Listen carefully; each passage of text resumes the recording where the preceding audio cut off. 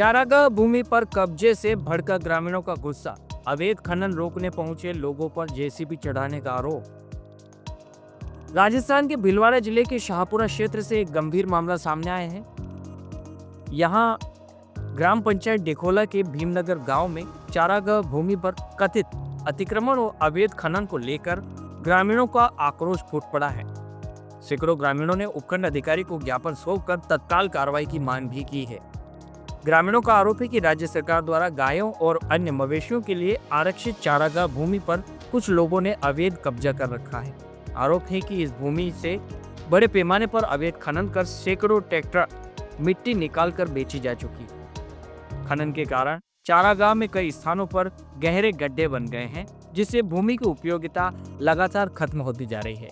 ग्रामीणों का कहना है कि जब उन्होंने अवैध खनन का विरोध किया तो उसे रोकने का प्रयास किया, तभी उन पर जेसीबी से हमला किया गया, उन पर जेसीबी चढ़ाने की कोशिश की गई। इस घटना की रिपोर्ट शाहपुरा थाने में दर्ज कराई गई, लेकिन अब तक कोई ठोस कार्रवाई नहीं होने का आरोप लगाया गया है।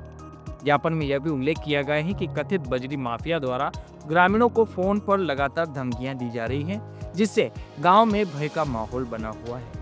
ग्रामीणों का कहना है कि यही चारागाह गांव के मवेशियों के लिए प्रमुख चराई स्थल है और अतिक्रमण के कारण पशुओं के सामने चारे का संकट गहराता जा रहा है। ग्रामीणों ने प्रशासन से मांग की है कि चारागाह भूमि से तत्काल अतिक्रमण हटाया जाए, अवैध खनन पर सख्ती से रोक लगाई जाए और पूरे मामले की निष्पक्ष जांच कर दोषियों के खिलाफ कड़ी कानूनी कार्रवाई की जाए।